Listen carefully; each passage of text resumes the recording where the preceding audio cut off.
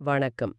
இன்னைக்கு நாம சுவாமி தயானந்த சரஸ்வதியோட பகவத்கீதை ஹோம் ஸ்டடி ப்ரோக்ராம் இருக்கு இல்லையா? ஆமா. அதிலிருந்து சில முக்கியமான பகுதிகளை கொஞ்சம் ஆழமா பார்க்க போறோம்.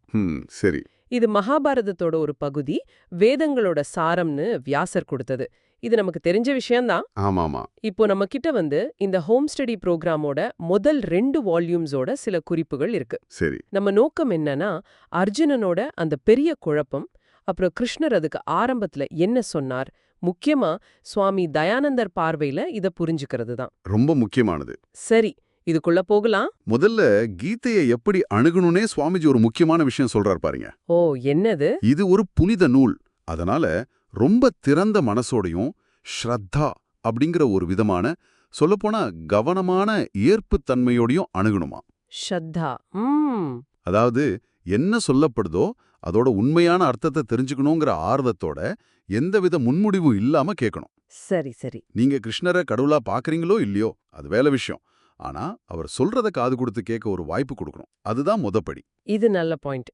சரி, அப்போ அந்த கதைக்களம் குருக்ஷேத்திர போர் இல்லையா? ஆமா, குருக்ஷேத்திரம் கௌரவர்களுக்கும் பாண்டவர்களுக்கும் நடுவ தர்மத்துக்கும் அதர்மத்துக்கும் நடக்கிற போர். துரியோதனன் ஊசிமுனை நிலம் கூட தரமாட்டேன்னு சொன்னதால தான் போர் ஆரம்பிக்குது. கரெக்ட். அந்த போர்க்களத்துல தான் அர்ஜுனன் எதிரணில நிக்கிற சொந்தக்காரங்க, குருக்கள், நண்பர்கள் இவங்களையெல்லாம் பாக்குறான். பார்த்ததும் அவனுக்குள்ள குரூபா அன்னு ஒரு பரிவு வருது. சுவாமிஜி இத சாதாரண கருணைன்னு சொல்லல. ஓ, அப்போ இது பந்த பாசத்தால, தர்மத்தை சரியா புரிஞ்சுக்காததால வர்ற ஒரு குழப்பம், ஒரு செயலிழக்க வைக்கிற பரிவு. சரி சரி. என் சொந்த ஜனங்களையே கொன்றுட்டு எனக்கு என்ன வெற்றி வேண்டி கிடக்கு அப்படின்னு மனசு உடைஞ்சு போறான். ஓஹோ. உடம்பு நடுங்குது, கையில இருந்த காண்டீபம் நழுவுது, மனசெல்லாம் குழண்டி போகுது. இது வெறும் பயம் இல்ல. இல்லையா? இல்ல. இது தர்மம்னா என்ன, என் கடமை என்ன அப்படிங்கிற ஒரு ஆழமான குழப்பம். அப்போ இந்த மாதிரி ஒரு மனநிலையில இருக்கிற அர்ஜுனனுக்கு கடமையே மறக்க வைக்கிற அந்த பரிவுக்கு கிருஷ்ணரோட உடனடி பதில் என்னவா இருந்துச்சு? சுவாமிஜி அதை எப்படி பார்க்கறார்? இதுதான் ரொம்ப முக்கியமான இடம்.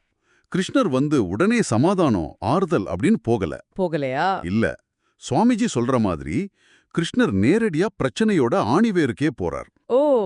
அவர் சொல்றார், ஞானிகள் செத்து போனவங்களுக்காகவோ இல்ல உயிரோட இருக்கிறவங்களுக்காகவோ துக்கப்பட மாட்டாங்கன்னு. அட, ஏன் அப்படி? ஏன்னா ஆத்மா நம்மளோட உண்மையான சொரூபம், அதுக்கு பிறப்பும் இல்ல இறப்பும் இல்ல. சரி. அது நிரந்தரமானது, அழிக்க முடியாதது. இந்த உடம்பு மட்டும்தான் அழியக்கூடியது. சுவாமிஜி ரொம்ப அழுத்தமா சொல்றார், அர்ஜுனனோட துக்கத்துக்கு மூல காரணமே இந்த உண்மை அவன் அறியாததுதான். அதாவது அஜ்ஞானம்.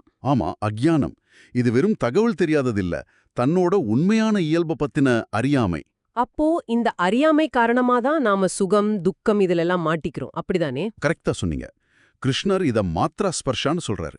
மாத்ரா ஸ்பர்ஷா. ஆமா, அதாவது குளிர், வெப்பம் மாறி வந்துட்டு போற தற்காலிகமான புலனுணர்வுகள். அறிவு இருக்கிறவன் இதனால பாதிக்கப்பட மாட்டான். ஓஹோ. சுவாமி தயானந்தர் விளக்குற மாதிரி இந்த உண்மைய, அதாவது நம்மோட மாறாத நிரந்தரமான ஆத்மஸ்வரூபத்தை அறிஞ்சுக்கிறது தான் துக்கத்திலிருந்து வெளியே வர்றதுக்கான வழி. அதுதான் மோட்சத்துக்கான பாதையும் கூட. ஆனா அதே நேரத்துல கிருஷ்ணர் நீ ஒரு க்ஷத்ரியன், போர் செய்யறது உன்னோட கடமைன்னு சொல்றாரே. அப்போ இந்த ஆத்ம ஞானத்துக்கும் உலகத்துல செய்ய வேண்டிய கடமைக்கும் என்ன தொடர்பு? சுவாமிஜி இதை எப்படி இணைக்கிறார்? ரொம்ப சரியான கேள்வி. சுவாமிஜி இதை ரொம்ப அழகா இணைக்கிறார் பாருங்க. ஆத்மாவோட நித்தியத்தன்மைய புரிஞ்சுக்கிறதுனா உலக கடமையிலிருந்து ஓடி போறதுன்னு அர்த்தம் இல்ல. இல்லையா? இல்ல. ஒரு க்ஷத்ரியனா தர்மத்துக்காக போர் செய்யறது அர்ஜுனனோட தர்மம்.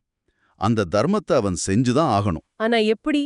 ஆனா பற்று இல்லாம, பலன்ல ஆசை இல்லாம செய்யணும். இதுதான் முக்கியம். செயலை செய்யணும், ஆனா அதோட விளைவுல சிக்கிக்காம இருக்கணும். இது எப்போ சாத்தியம்னா ஆத்ம ஞானத்தோட புரிதலோட செய்யும்போதுதான். இதுதான் கர்மயோகத்தோட அடிப்படைன்னு சுவாமிஜி சொல்றாரு. அப்போ இத சுருக்கமா சொன்னா, சுவாமி தயானந்தரோட பார்வையில கீதையோட இந்த முதல் பகுதி அர்ஜுனனோட தனிப்பட்ட ஒரு சோக கதை மட்டும் இல்ல. இல்லவே இல்ல. இது நிரந்தரமான ஆத்மாவ மாறிட்டே இருக்கிற இந்த உடம்பு, உலகம், உறவுகள் இது கூட எல்லாம் போட்டு குழப்பிக்கிட்டு கஷ்டப்படுற ஒவ்வொரு மனுஷனோட நிலைமையும் காட்டுது. ஆமா, கரெக்ட். இந்த ஒரு பொதுவான மனுஷ பிரச்சனைக்கு தீர்வு எங்க தொடங்குதுன்னா, நம்ம உண்மையான மாறாத ஆத்மஸ்வரூபத்தை பத்தின அறிவை பெறதுல தான் தொடங்குது. மிகச்சரியா சொன்னீங்க. இப்போ இதை கேட்குற உங்களுக்கும் ஒரு சிந்தனைக்கு. சொல்லுங்க. நம்மோட உண்மையான சொரூபம், அதாவது நம்ம அடிப்படை இயல்பு மாறாத, நிரந்தரமான, எந்த இன்ப துன்பத்தாலையும் பாதிக்கப்படாத ஆத்மாதான் அப்படின்னா, அப்போ நாம அன்றாட வாழ்க்கையில இவ்ளோ முக்கியத்துவம் கொடுக்கிற இந்த உலக அனுபவங்கள் இருக்கு இல்லையா? ஆமா. வெற்றி, தோல்வி, சந்தோஷம், கவலை. ஆமா. இது எல்லாத்தோட உண்மையான மதிப்பு தான் என்ன? இத பத்தி சுவாமி தயானந்தரோட போதனைகள் அடிப்படையில நீங்க கொஞ்சம் ஆழமா யோசிச்சு பாருங்க.